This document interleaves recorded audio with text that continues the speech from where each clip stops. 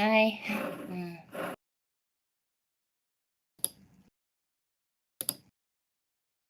Hi.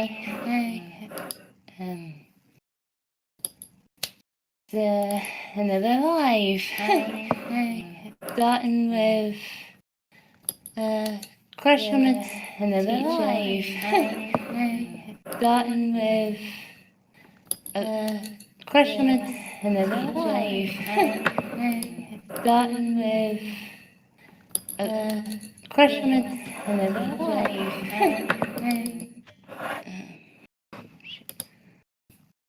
Crush on a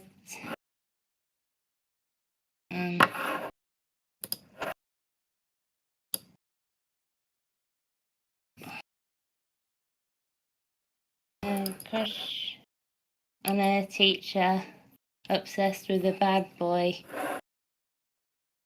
Crush on a teacher obsessed with a bad boy. Crush on a teacher obsessed with a bad boy. Crush on a teacher obsessed with a bad boy. Crush on a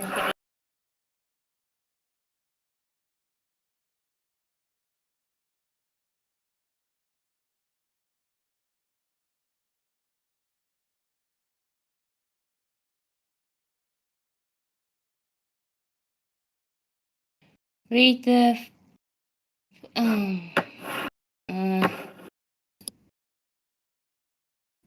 yeah.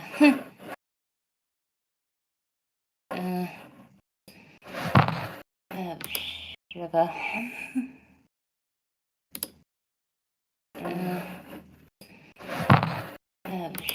River.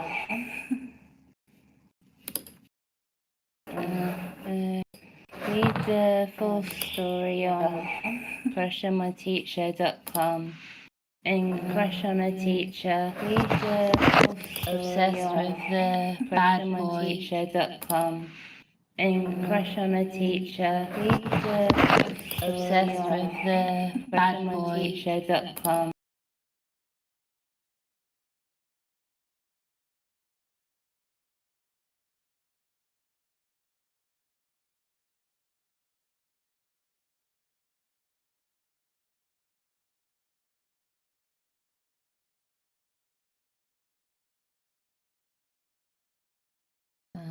Yeah, crush on a teacher.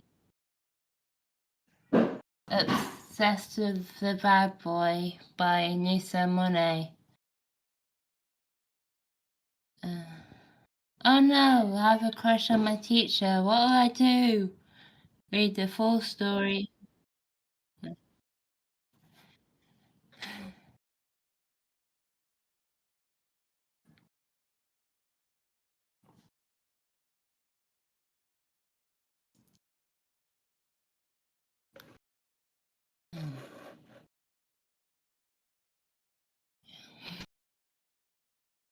Surprisingly, the rest of the wrong one. Tiny Matthew stood before the mailbox in front of her house with bated breath. The 17-year-old blonde had been waiting patiently for weeks for a response, only to be disappointed every time the mailman paid a visit. This time was different, however, as Tawny slowly pulled down the little door of the mailbox. Her green eyes widened at the sight of a small, nondescript envelope laying sideways in its interior. Tentatively, Tawny grabbed the envelope, as though she were afraid that if she made any sudden movements, it would fly off her grasp and vanish into the ether. She looked at the return address, Ivory Gates Institute. This was what she had been waiting for. She used her finger to slice open the top of the envelope and pulled out a single folded sheet of paper. She could feel the sweat from her palms dampen the letter. Well, here goes nothing, Tawny said to herself. Gingerly, she unfolded the envelope, then involuntarily squinched her eyes shut out of fear. It took all of Tawny's willpower to force herself to reopen them. We're writing to congratulate you on receiving a full academic scholarship. Yes, yes! Tawny jumped up and down in elation, no longer caring if she was crumbling the paper. She then ran back to her house and burst through the door. Mum! Mum! Guess what? I'm in! What's that, dear? Tawny's single mother, a woman that looked almost like an older facsimile of her daughter with the same blonde hair and green eyes, emerged from the kitchen drying a plate with a towel draped over her shoulder. What's going on? Tawny grabbed her mother, trying her hardest not to burst from excitement. Mum, she said evenly, I just got a letter today. I've been accepted. I'm going to Ivory Gates boarding school. Unable to contain her excitement anymore, she jumped up and down and squealed. Oh, honey, that's fantastic news. I'm so proud of you. Mrs. Matthews set the plate on a nearby table and embraced her daughter. They revelled in the moment for several seconds before Tawny pulled herself free. There's so much I need to do. I've got to call Ali and tell her the news. I've got to pack. What will I bring? What will I wear? What's the dress code for a private school? Tawny, breathe, her mother instructed. Tawny obeyed, taking in a deep breath and slowly exhaling. We've got plenty of time. School doesn't start until September. You've got plenty of time. Try to relax. Maybe call your friend first. Tawny nodded. Right, she said before bounding up the stairs, 2 steps at a time. Mrs. Matthews could hear her daughter scream with excitement all the way up to her room. She smiled, grabbed the plate she was drying, and returned to the kitchen. Free fruit. Oh, that was nice. Feel free to leave some comments.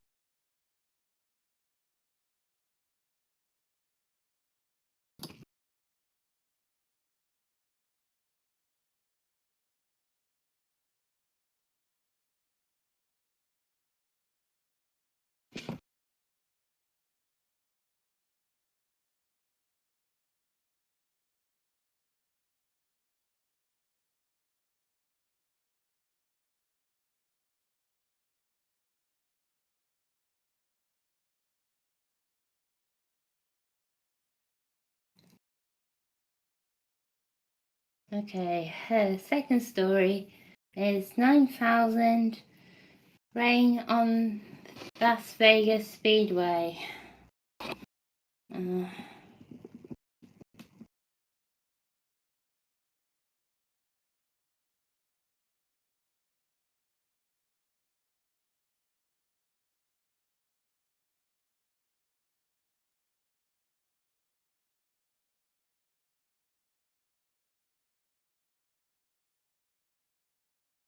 Let's see how much I can fit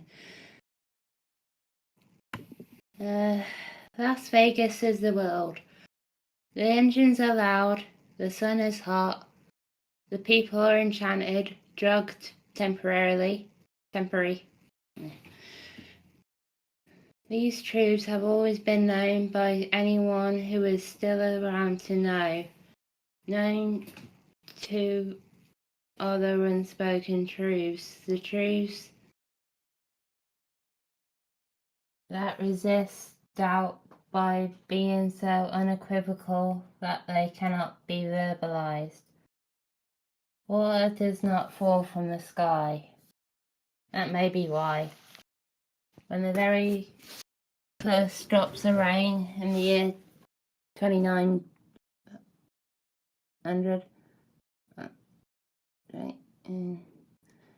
splash onto the absol, no one notices. Perhaps it is because the people are absorbed by the roulette wheel rally, even those few who do not care for the races are watching the turn of the century event. Since the number 29,000 seems important, and there is no drug in Las Vegas more addicting than a seemingly important number. Or perhaps it is the surface of the Speedway that is covered by thick layer of back exhaust. Or perhaps for the simple fact that that water does not fall from the sky, but no one notices. In the driver's seat is Danny Slick, an old Vegas greaser orphan with hardly a chip to his name, drifting his bucket of bolts around the first bend of the first lap of his 21st roulette wheel rally.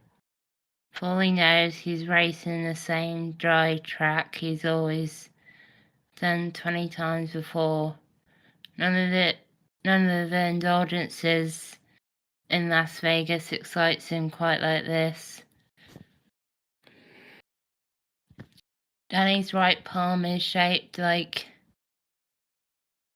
8-ball stick shift handle in the car everyone knows as Junkyard Jackpot, and his mind is hardly ever on anything but the road.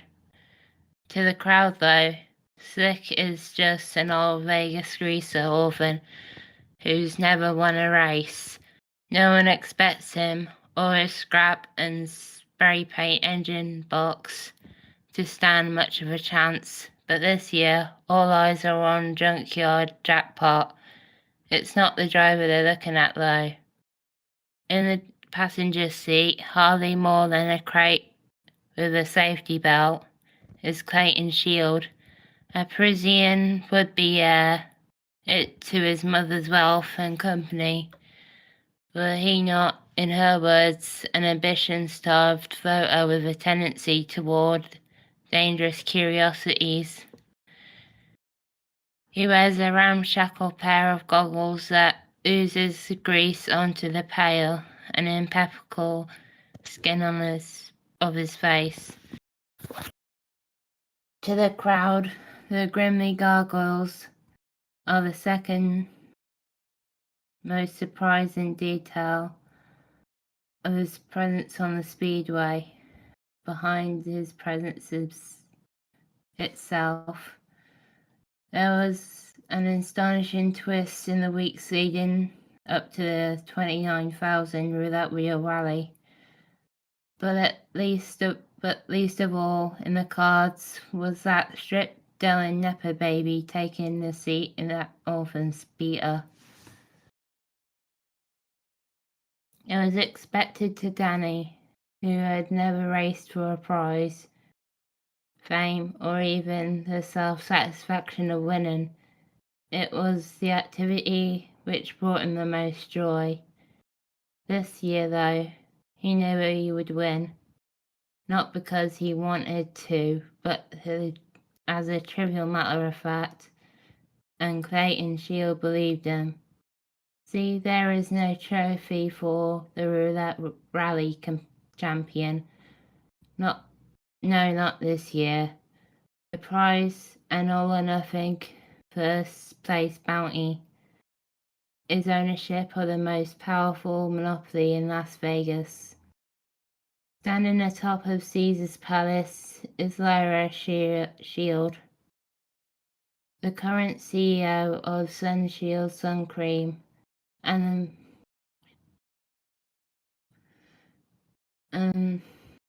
mother to that no-good Clayton. His incompetence and futile rebellion gave her hardly any choice but to wager the future of her company on the race. The truth is, she'd always found a fondness of the unfettered brutality of the races and believed them to be the test of mettle. But that is not to say that she didn't have a preferred winner, nor that she wouldn't interfere on her behalf. Cruising comfortably in the first place,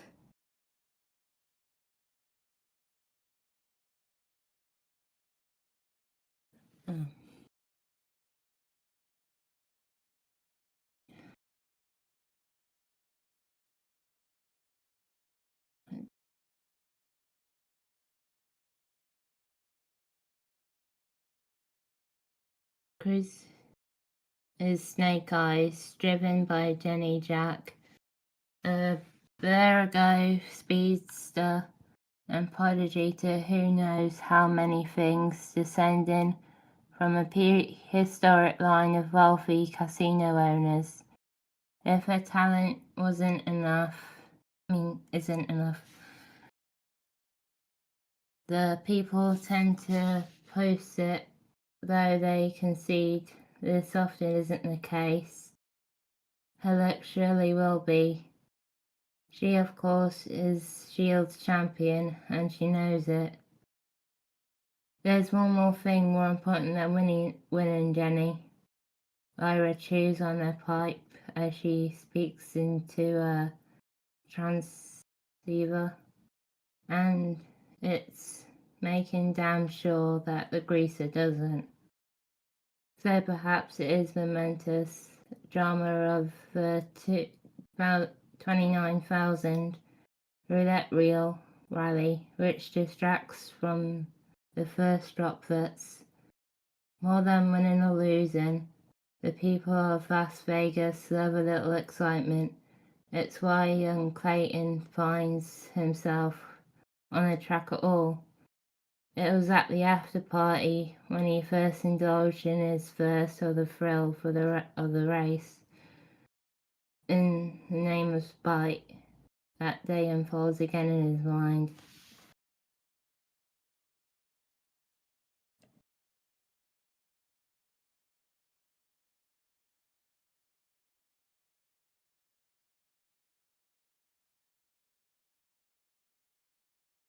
The first time the Shield boy saw Danny Slick in the flesh was at the 3 weeks before the turn of the century.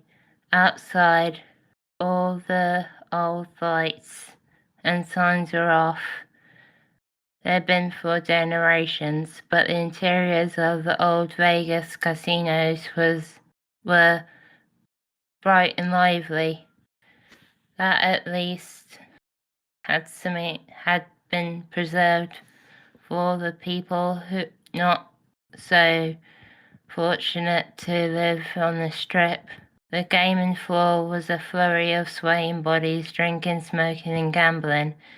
It was the after party, counterpart to Fremont Hold OV series, the premier broker tournament of the old town. Behind the bar was a self-entitled Fat Benny, a liquor peddler and the de facto organizer of the OV series. Ever since the old face of the tournament went and got so sick at the 28 when he laughed heartily on a tight schedule of every handful of seconds his teeth could be counted on one hand. Across the bar from him was indeed Danny Slick. Usually the impetus of Fat Benny's grummy outbursts. Mustard oil? Clay tossed a green chip at Fat Benny's way, and a devil's tongue. Generous tip, Hotshot, Slick commented as Fat Benny poured the dark drink. Didn't see you play at the tournament though. What brings you up to our little sunspot?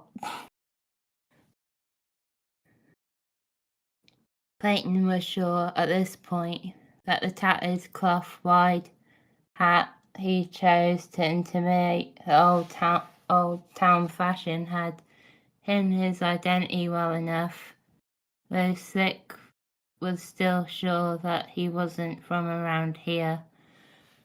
Just find the parties myself, not a gambling man. But I'll be lying if I said I wasn't hoping to ask you a few questions about the big race. Slick took a proper look at him, and Fat Benny slid over the drink and patted a cactus throat. Clayton sipped to maintain his gaze. I ain't gonna throw it, Hotshot.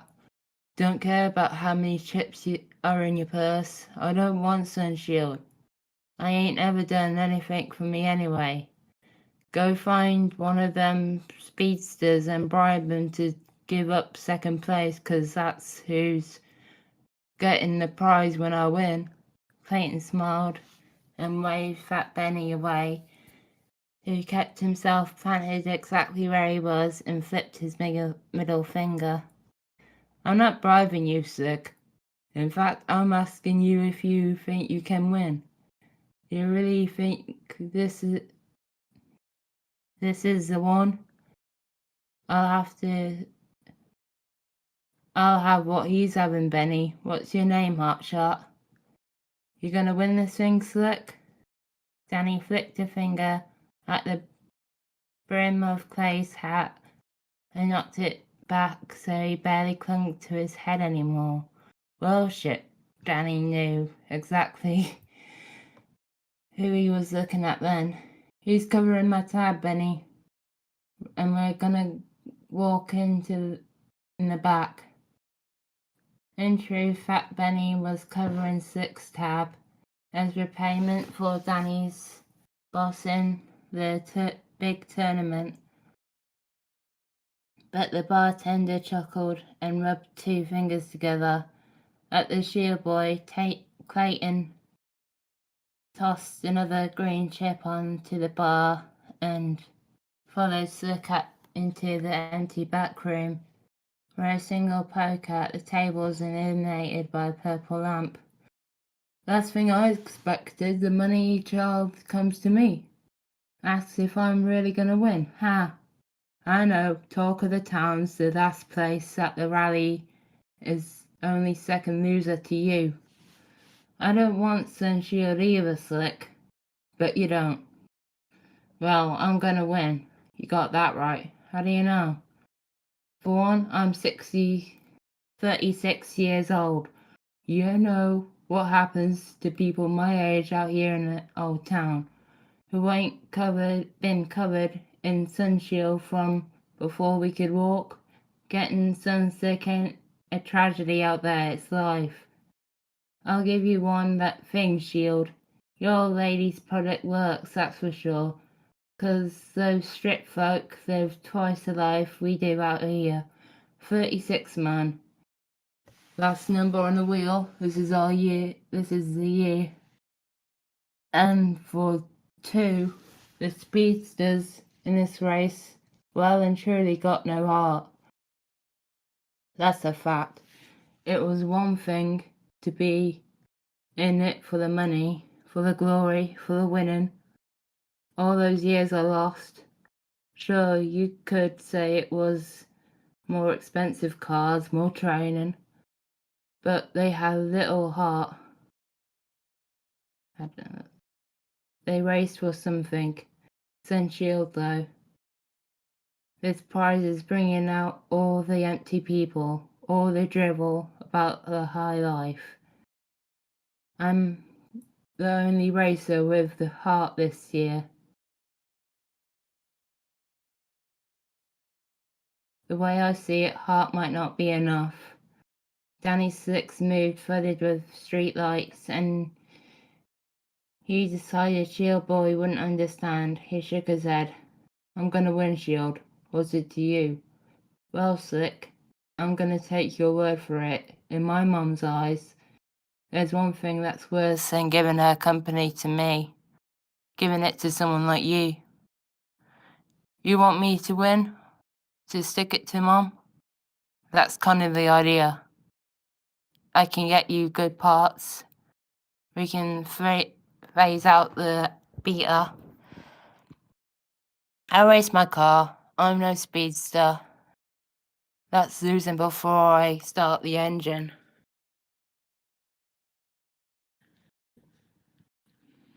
But I could use some upgrades. Alright, Hotshot. I'm gonna win anyway. So it doesn't make a difference to me. What did you do to your mom? Anyway, didn't think someone like you could fuck up that bad. I never wanted Sunshield, Slick. I'm telling you, I didn't. My mom's not gonna give it to me because I burn it down looking for answers, and she's right. That's exactly what I'm gonna do when you win it. Though by virtue of the impotence of the world, he can express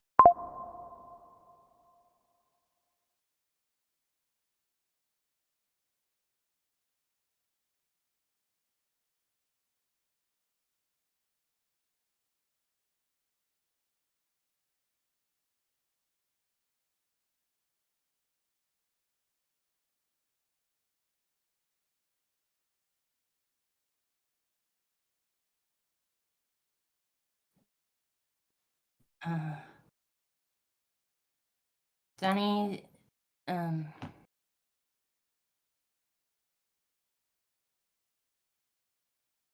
by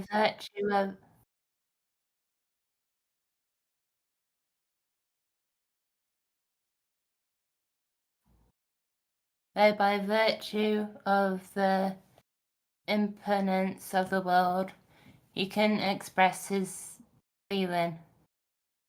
Clayton longed for a time he didn't know existed. He longed for people whose histories remembered what it meant to be animals. His ancestors were made cruelly aware of their purpose, that each breath they took accelerated the world and everything else toward a dull, hot end.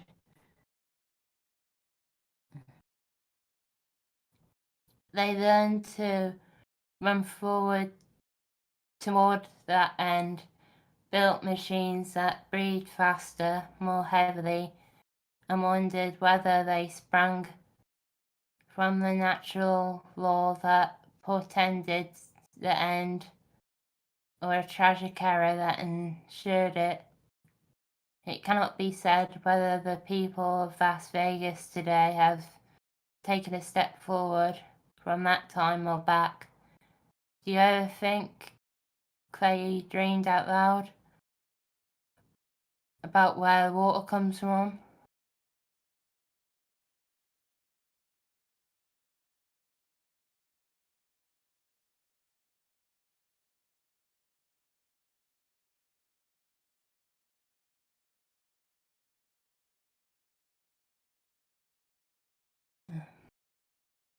Danny's slick foot shifts into fourth gear on the straightaway.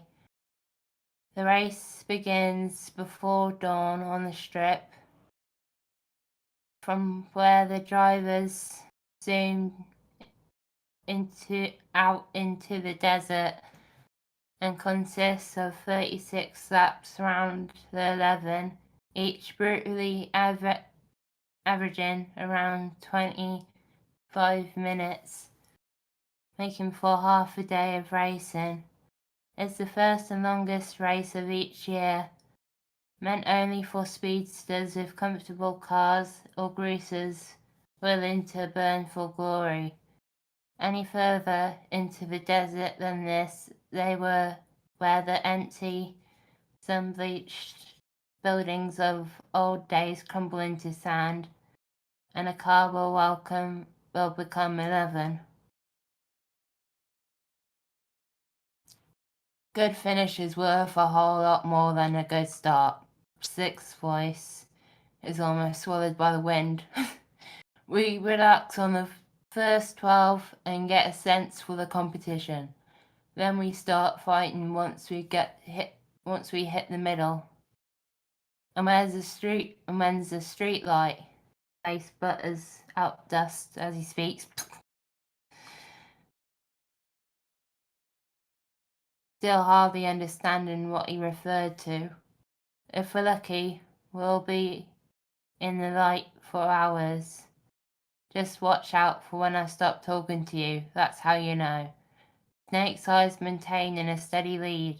A voice of a tower spectator crackles out of a radio.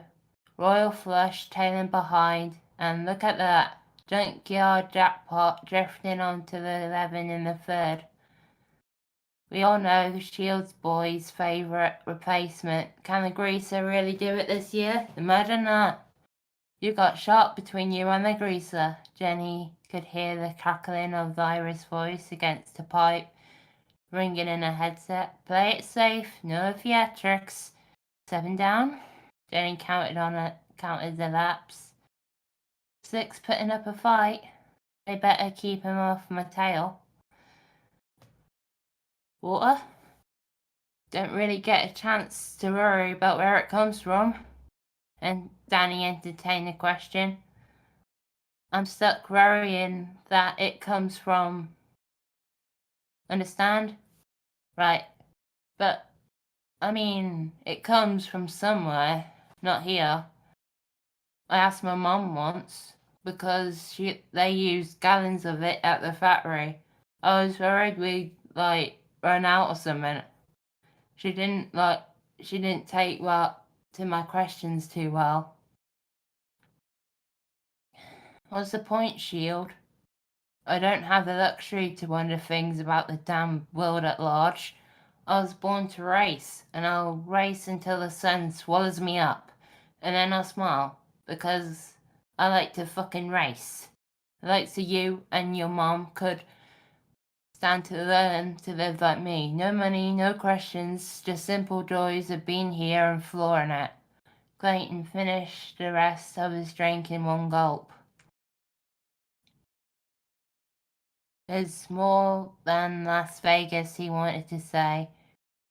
The desert isn't the edge of the world. Maybe then there's world of water out there. Or maybe the desert's endless. Maybe it's filled with thousands of other worlds, like Las Vegas. Other people like us. Maybe I hate it here. Maybe I hate it now. What else is there? It's all worse, like the harsh, hot desert, or there is something to keep searching for, some reason to endure here and now. Instead of any of that, he said something he thought Sick would understand. After that race, I'm headed right here to old Vegas. I'm saying...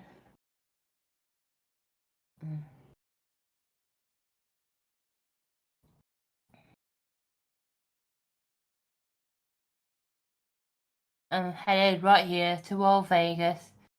I'm saying I'm gonna have to worry that water comes from too.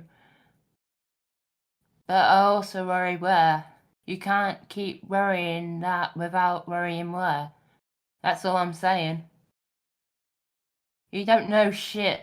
Slick made for the door, but yeah, I guess I get what you're saying. It comes from somewhere. Shut up about it. And don't get those chips ready. If you want to put some speed on my car. The cars are loud on the strip, and the crowd is louder. As the first 12 laps come to a close, in the pit is Fat Benny, who's pitted for Danny Slick for the last 13 years. Slick had to teach Benny himself to use a wrench, but by now he's a one-man crew who knows that the junkyard jackpot better than even Danny does. How we doing, kids? Benny started filling the tank. It's around this point that most racers decide to pit, and those high-end speedster cars need some extra attention. So Slick knows he's gaining time. We're gonna come in again at 11 and in the middle 12. Hopefully go unnoticed and get another sneaky lead when they all pit before the third. Danny swigs from a canteen. Drink shield, water's right here.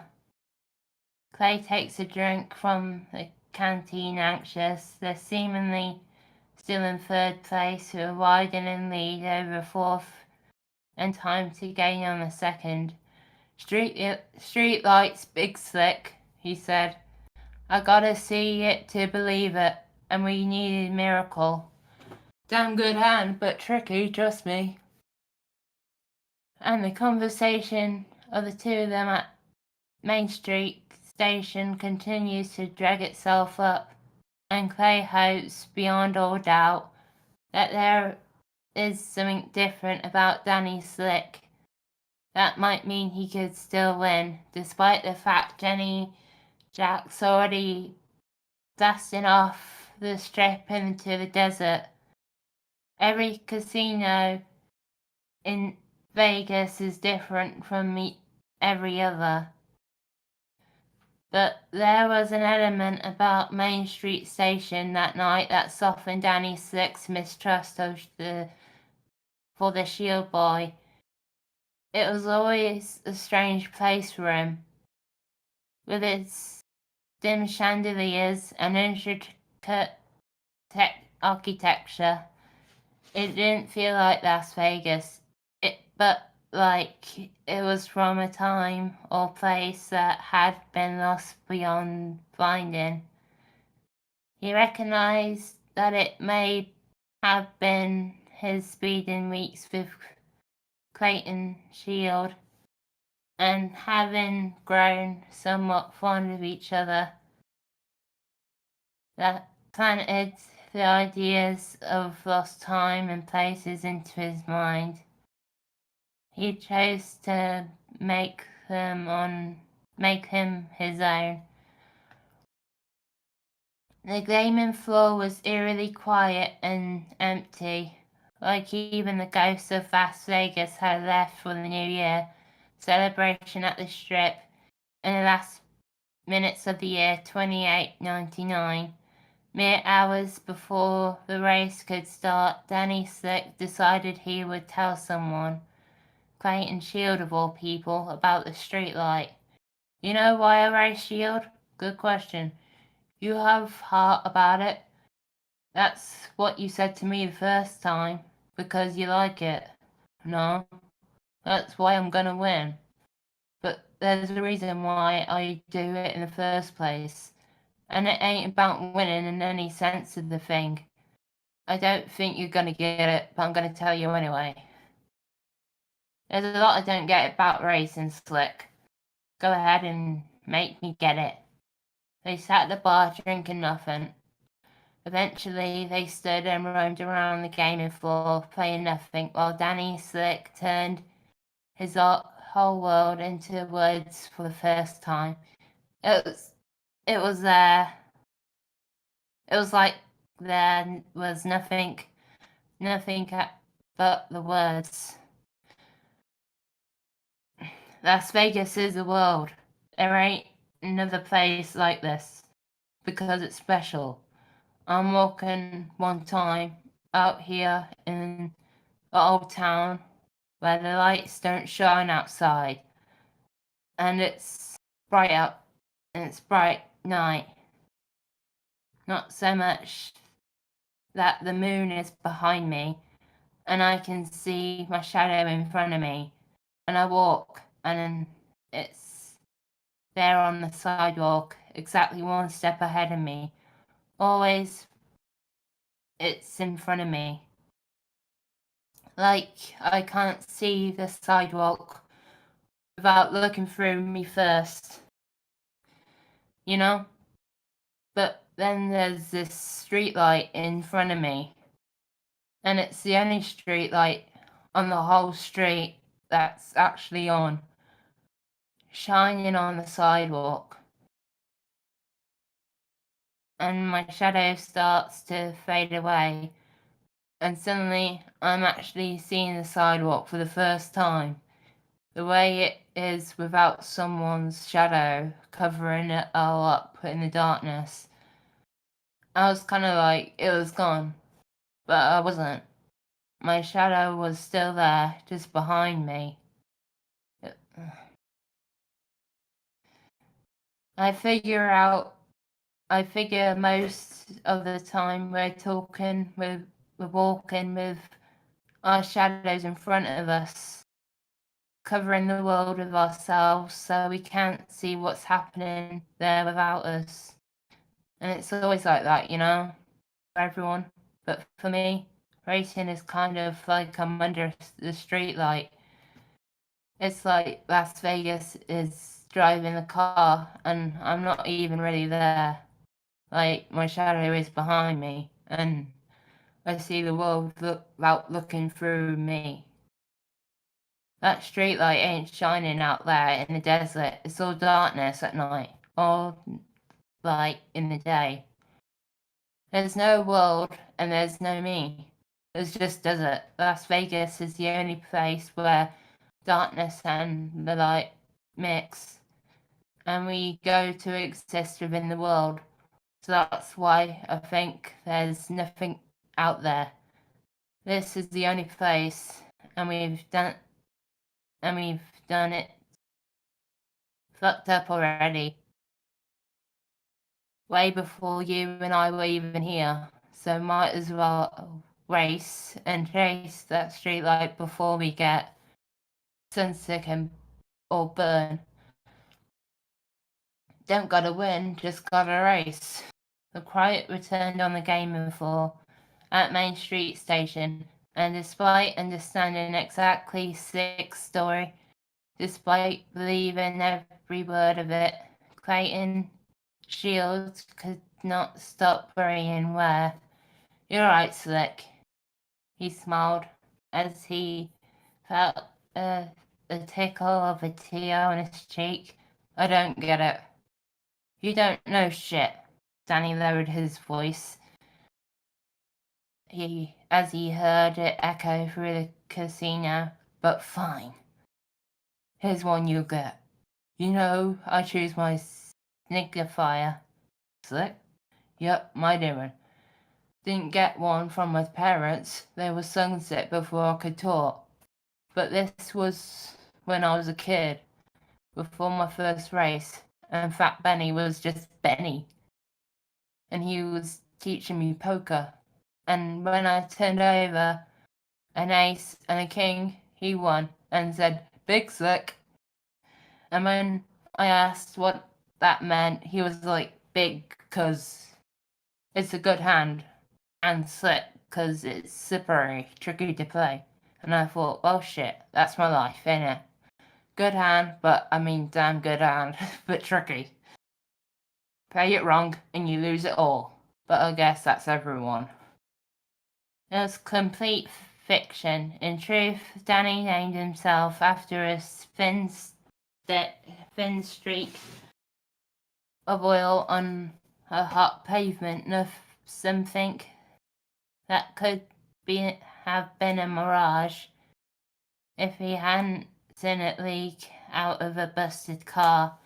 But he didn't know why he made up the story, but in that moment he could stand to believe his own lie, if only to fabricate some common understanding with an unlikely friend.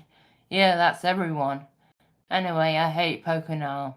Ain't nothing in Vegas like racing. It is now, during the 23rd lap, when Danny Slick stops talking to Clayton Shield. There are no more reassuring words, no more plans, no more stories. Las Vegas is driving the car, and there is no more Danny Slick, no more Clayton Shield. This is a world. The car slides into second place, ahead of Royal Flush, the snake eyes within sight. It is now at this precise moment, and all of Las Vegas feels as though it has the unified purpose of driving, of executing Danny Slick's plan to sneak into first place, of winning for the first time with heart, that the world begins to notice that water is falling from the sky. Danny Slick is quiet. The road is wet. But Junkyard Jackpot does not sway, does not err from its path. The steering wheel rolls into place, offsetting the usual impossible conditions with precision.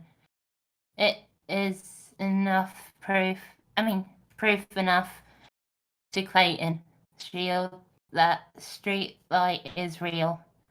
Las Vegas is the world.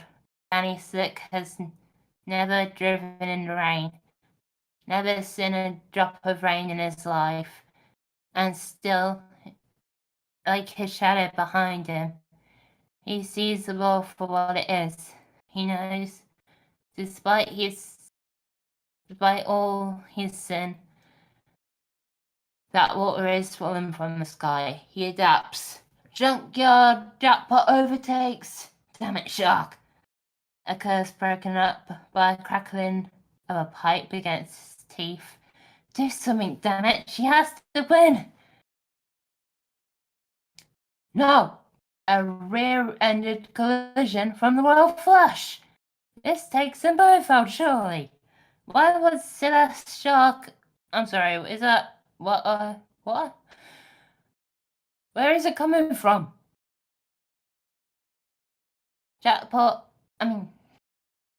Junkyard Jackpot spins.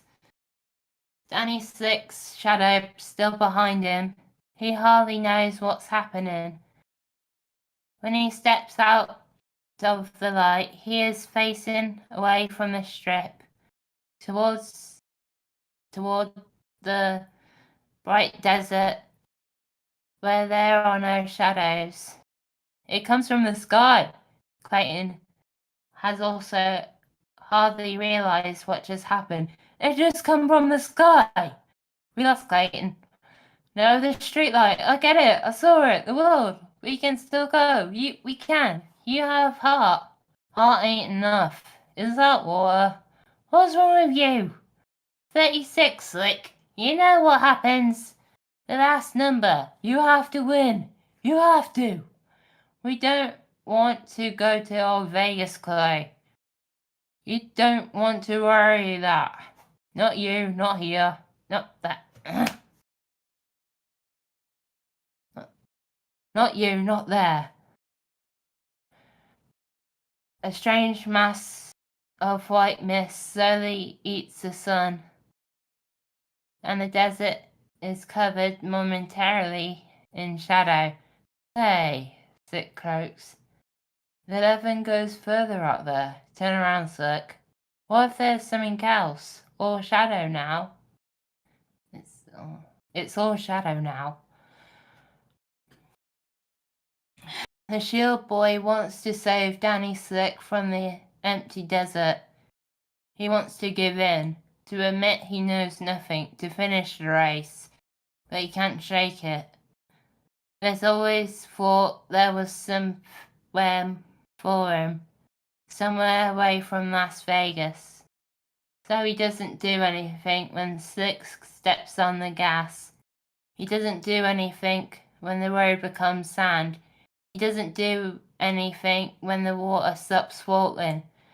When the sun returns to wipe the shadow from the desert, he doesn't do anything until the engine splutters.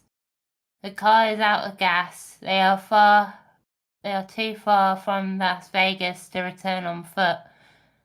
Then he walks out of the oven.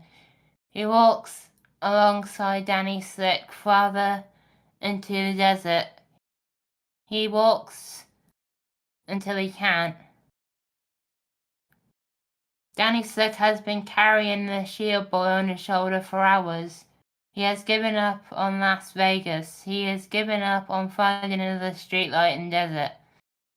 He knows how far he is from the world, and still, somehow, he believes what he is seeing. Over the hill is a wall. It is bigger than any wall in Las Vegas. The wall, beyond the wall, is a world of water. He carries the shield boy over the hill and across the bridge, breathing heavily and coughing scarlet blood over his dust-covered clothes. He carries him over the wall and down the pit and to the water. He splashes it on his face and pours it in his mouth. He presses their foreheads together. A streetlight flickers somewhere on the ridge above them, washing them momentarily with familiar artificial light. Water, Clay, water, this is where. We never have to worry again. No worries, neither of them. There's more than Las Vegas, come on. We don't gotta win. We just gotta race. We're still in the race, come on. We're still in the race. Somewhere in Las Vegas, people crowded around a roulette table. Some time ago, those who placed their bets in the middle 12 were paid 2 to 1. Those who placed them on 23 were paid 35 to 1. Those who placed them on Jenny Jack are now paid from the pool of lost bets, including those on Danny Slick and 36. Just her luck, some say. The truth is, water fell from the sky. And for those who will wonder, from now on, where the water comes from, Las Vegas will no longer be the world. And now time for comments.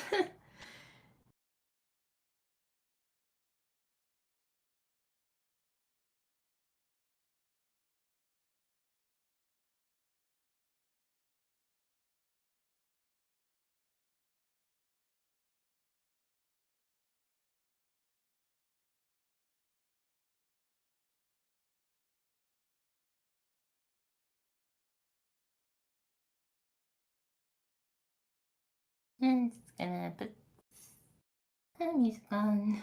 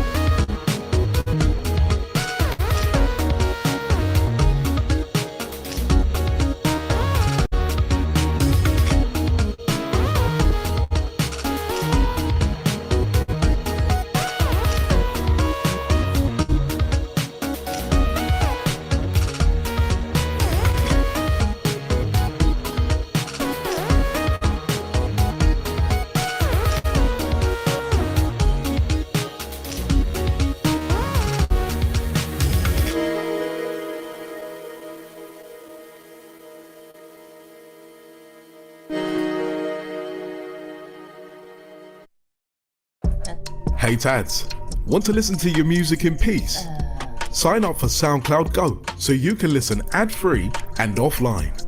With SoundCloud, you have access to more music than any other streaming platform. Your subscription also directly benefits independent artists, paying them more based on your listens. Sign up for SoundCloud Go today.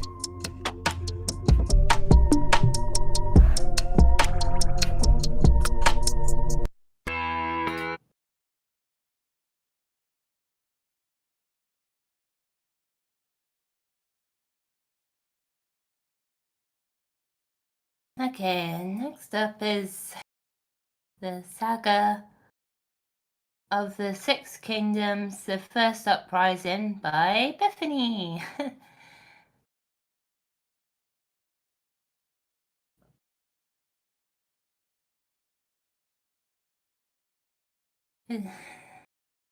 The Saga of the Six Kingdoms, the First Uprising. Bethany. Chapter 1. Fun and Games. Bree had never known such a bitter winter. The numbing cold spread from the soles of her feet to the very tips of her fingers. The world seemed devoid of colour. The faint white glow of the sun had retreated into a dense expanse of cloud. Snowfall from the previous night lay soft on the hillside ahead. Something hard and cold collided with Bree's cheek. Iris screamed with laughter. Her sister threw yet another Upon impact, a flurry of snow scattered into the air, spraying in all directions. "Come on, let's go on an adventure!" Iris shouted. Amused by her sister's enthusiasm, Bree attempted to brush off her snow-clad shoulders. "An adventure? Where to? To Nature or Embro?" she pretended to think. "Up the hill. Last one, there's a spotted toad." Bree easily overtook her younger sister, kicking up snow as she raced past. "Too slow," Bree puffed, gasping for breath as she waited for her sister to join her at the summit. Though the hill could not possibly compare to the Crystal Mountains, still the sight filled her with joy. Rolling fields of wheat and turnip had been eroded with a heavy blanket of snow. Even the top of the stone wall lining had then not been spared. They stretched northwards for miles and miles, ending at the edges of the forest. To the east, the Crystal Mountains stood tall and proud, towering over people who lived and worked in the sleepy little village below. Something seemed so vast and wonderful to her young eyes. The only constant cloud over the horizon came from the tight grasp of the king all who followed him. "That's not fair. You had a head start," Iris pouted, huffing and puffing as she continued to struggle, wading through the snow that crunched with every footstep. Once she had finally joined her sister, Iris let out a loud yawn. "Tired?" Bree teased. "Never." Iris shivered, and Bree put her arm around her. "So what do you want to play now? Tag?" "No, that's boring. I have a better idea." Iris grinned, grabbing the snow-dusted branch from the ground and smacking Bree on the arm. "Got you!" "Ouch!" Bree winced. "Careful. I'm a warrior princess. I have to practice my fighting skills." "Don't be silly. You can't be a princess and a warrior." "Why not? Princesses can fight too. Besides, you help people with your herbs. Why can't I help people by fighting for them?" "Girls can't be warriors. Princesses don't fight." "I'm not a herbalist yet. I'm just an apprentice." "Why can't girls be warriors? I could be Iris, defender of Kyries, and I'd slay all the dragons." Bree scoffed. "There aren't any more dragons." "There might be. Has anyone ever looked?" "Iris, who would go looking for a creature that could kill them? Even if they existed, which they don't." "I would," Iris said, brandishing her imaginary sword.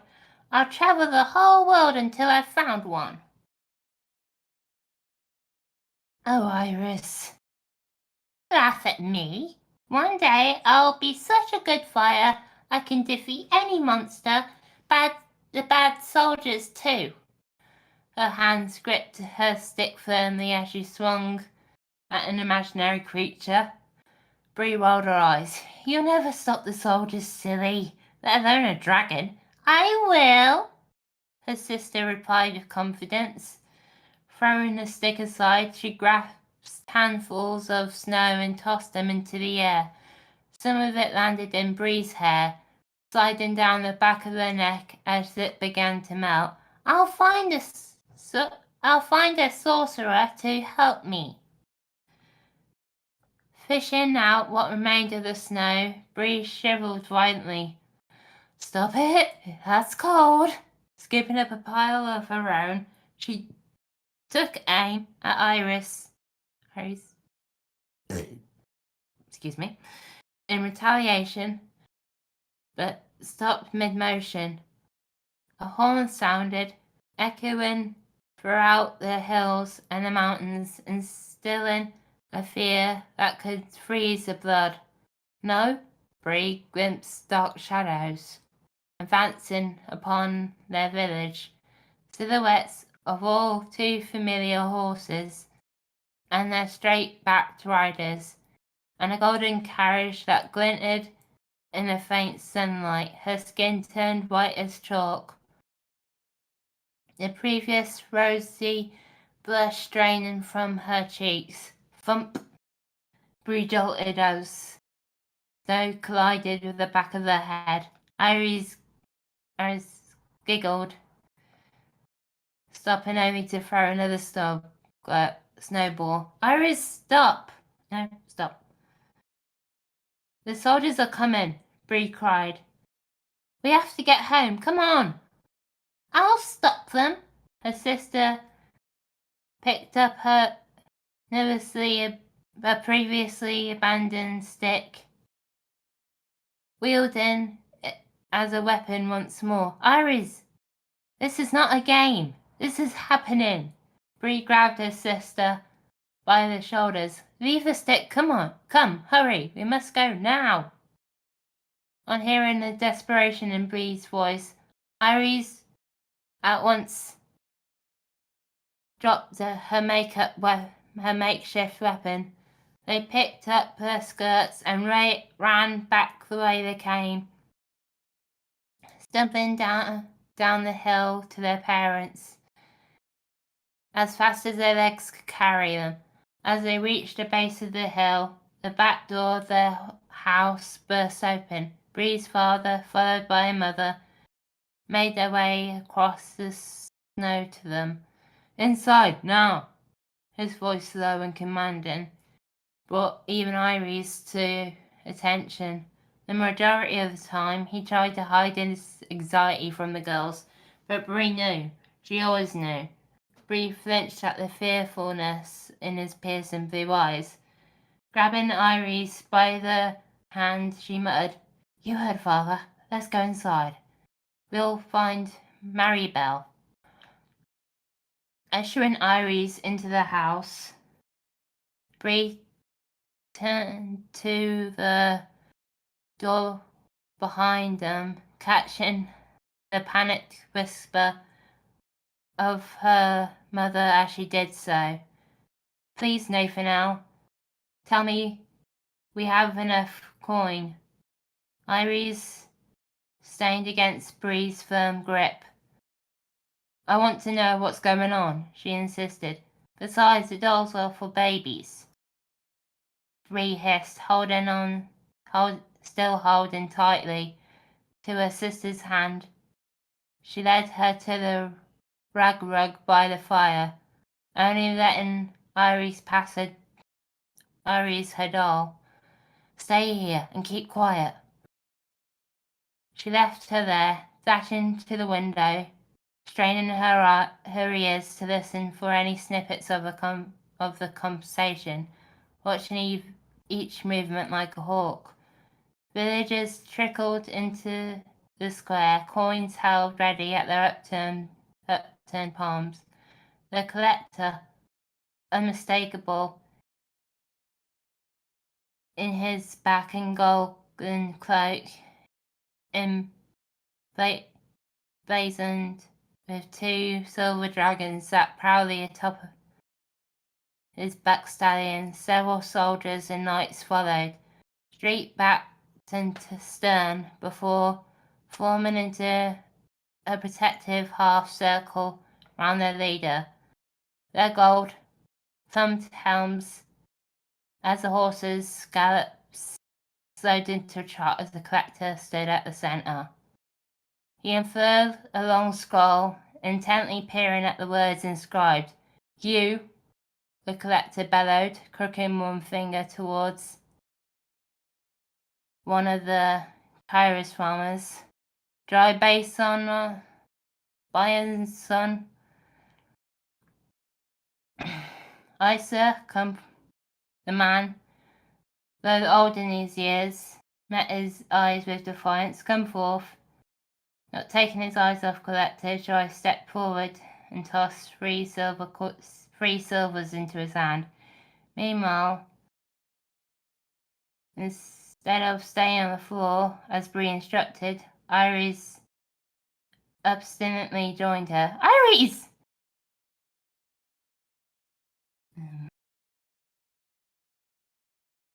I need to know what's going on. No, you don't. It's a grown-up thing. Iris shot her withering look. You're not a grown-up. I'm older than you are, so... Bree gritted her teeth. For once, just do what you're told. There are parents. If something's wrong, I want to know what it is. She stared at Bree with a pleading expression. Ugh, fine, Bree growled. But be quiet. For once, Iris obeyed, retrieving a rickety 3-legged stool to stand on. The sisters watched as their parents came into view from around the table round the side of the house. Their father's head bowed. Not once had Bree known him to be so desolate. Why is Kreela always so cold? One of the soldiers muttered under his breath, Chief chattering. At least you don't have to live here, another replied. I could almost feel sorry for those poor sods. You can't afford to feel sorry for anyone with this job. Sentiment will get you fired.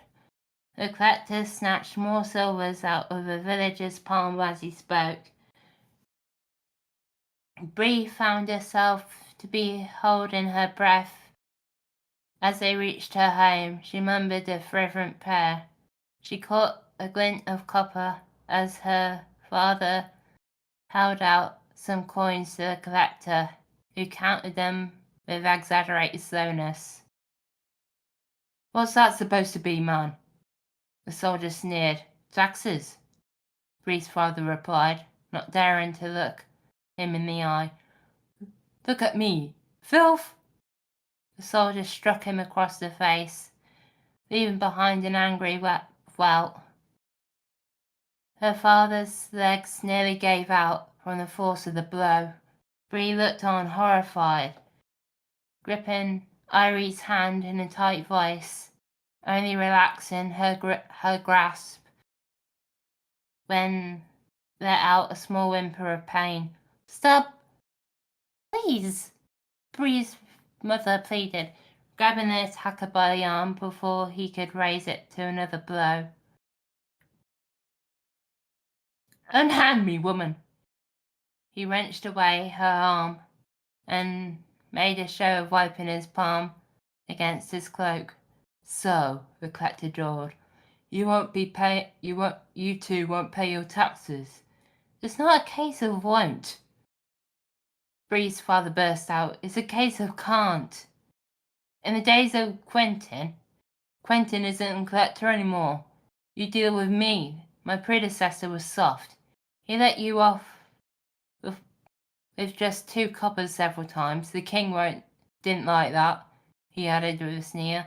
I'm sure you can guess what happened next. Too long you people have gotten away with this. His voice rose to a shout. Too long you've been in debt to our benevolent king. His patience has run out, and so has ours. The collector read from the consensus once more. And now to comments. Running short on time.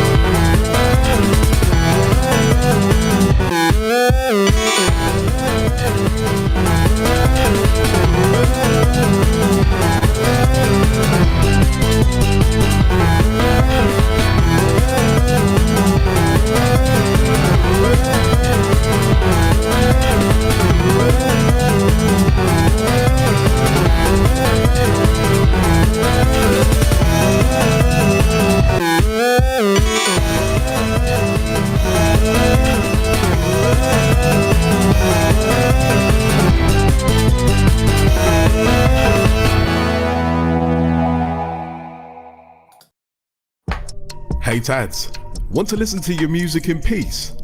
Sign up for SoundCloud Go so you can listen ad-free and offline. With SoundCloud, you have access to more music than any other streaming platform.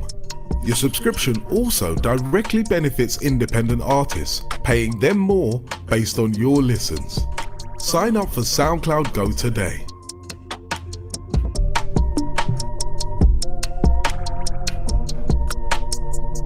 Place your bets, ladies and gentlemen. Festive moments at Genting casinos can mean so many things. It's a slots jingling, card turning, roulette spinning thing. It's a champagne toasting, come join the party, not what you're expecting thing. It's a memory making, gift giving, celebrate in style thing. And it's always a welcoming, no membership needed thing. Have yourself a merry little Christmas when it's a Genting casinos. Oops.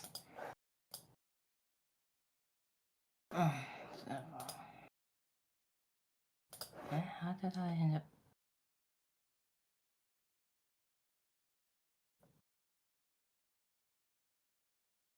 Okay, and now we're on to the fourth and last story of this life, which is coincidentally mine, the Fire Angels, a bit of chapter 1.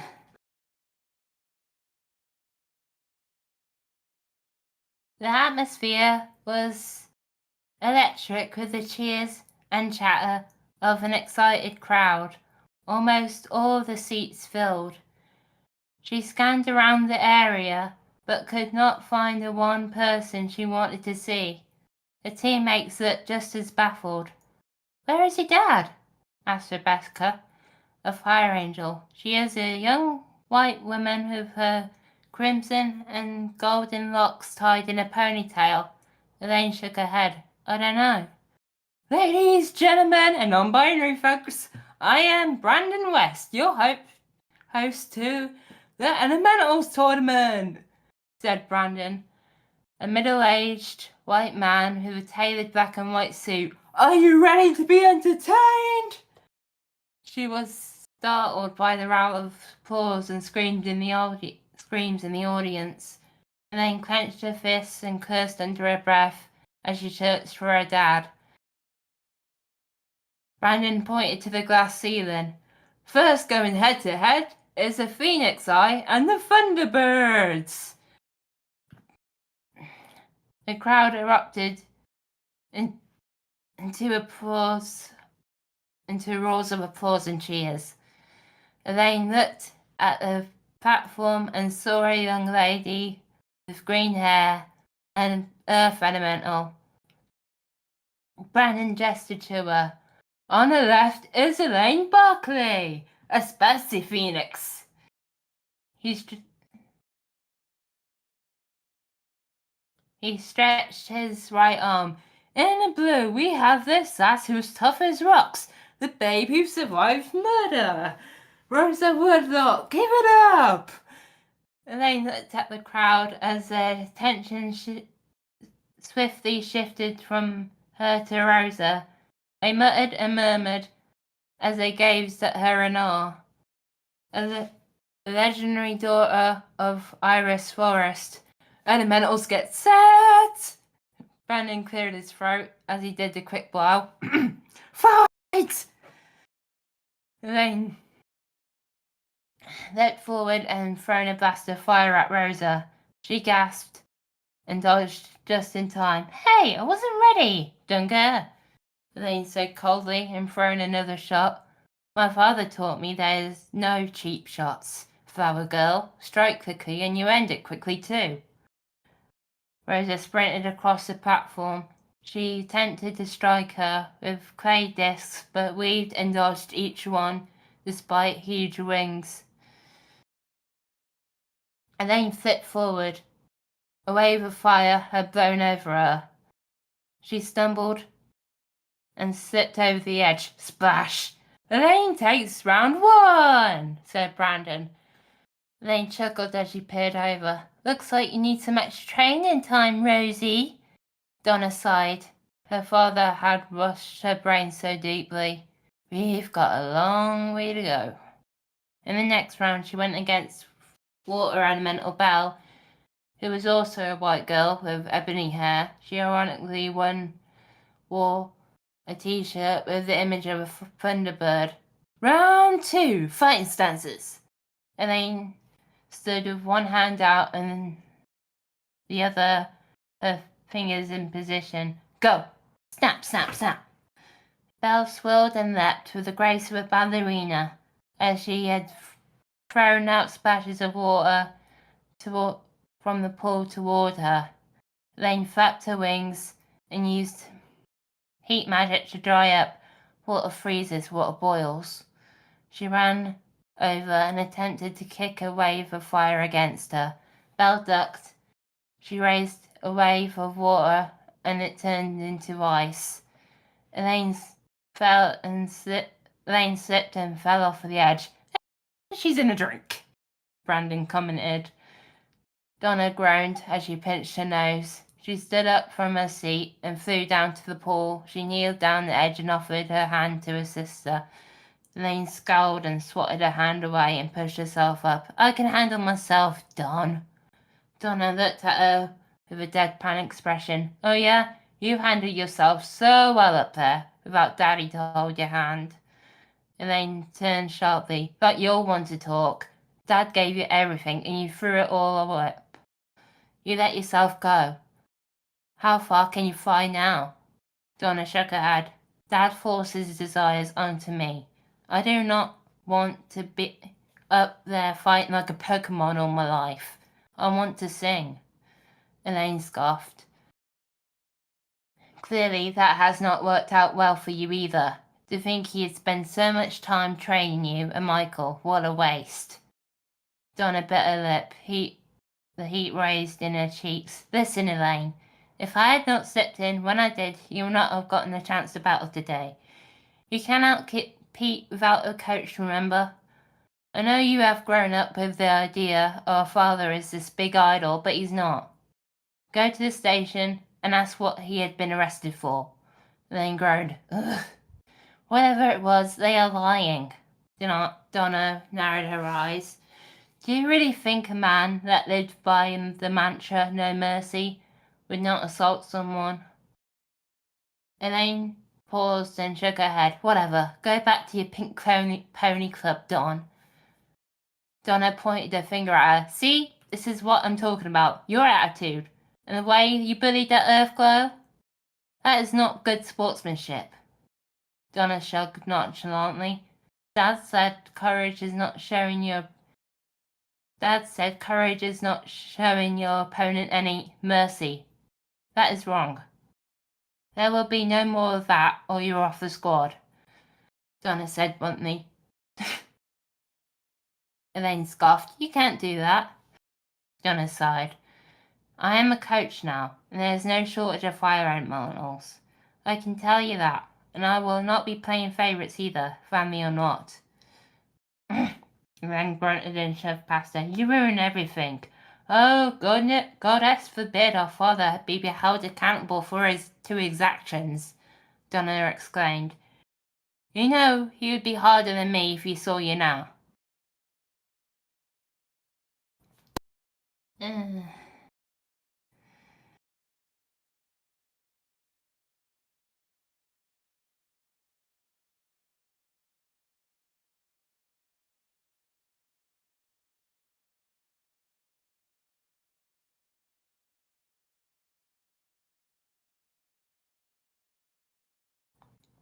Elaine ran down the corridor, but paused as she remembered the one time he told her, Dad, she did not think it was right to kick someone in the back.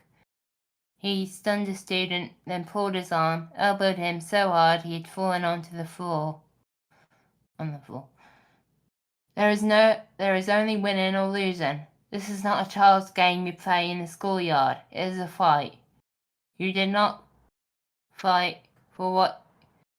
If you do not fight for what you want, someone else will take it. And in the real world, there are no do-overs. He was an elder fire angel, too, but instead of using his powers for good, he abused it. He was a tall, muscular, fair-skinned type. He had a short moustache and a goatee, his fiery hair short with a few loose strands that dangled over his forehead. She shook her head and retreated to the gym, back to the good old punching bag. So wrapped up in her emotions, she again did not realize the stranger that lurked in the corner just behind the vending machine.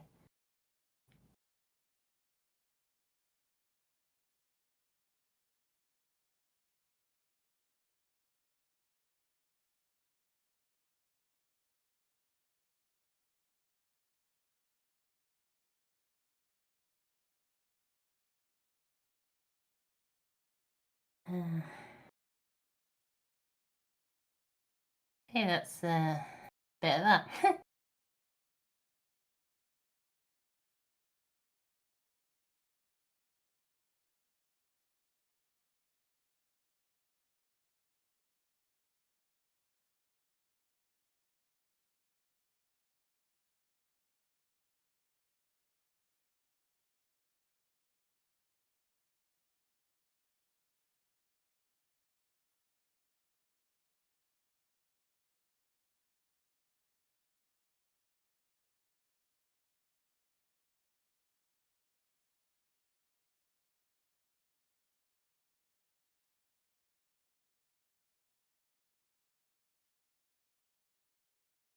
I hope you guys enjoyed it.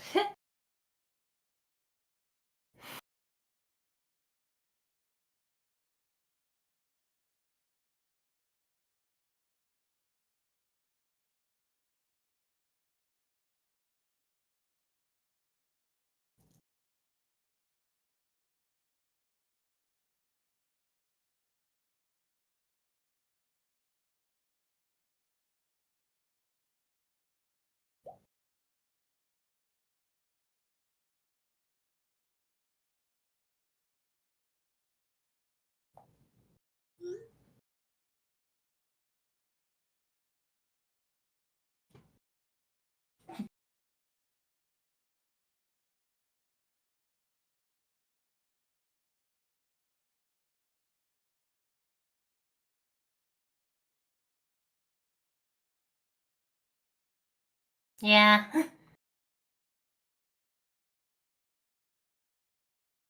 Okay, and that's a wrap.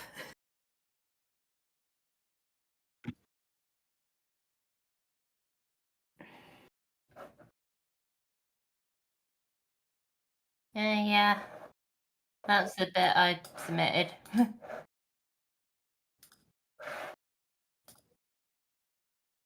Yeah. Yeah, I had a bit of stage fright.